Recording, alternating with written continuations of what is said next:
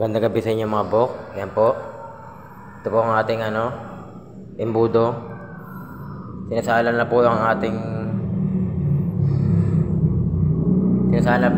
ating ang ating ginger wine.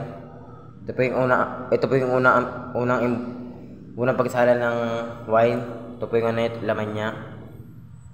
Tapos yung pangalawang layer, first layer, pangalawang layer. Siyempre may butas siya sa gitna para tumulo agad sa baba. Tapos na yung pangatlo, diretso na sa bote.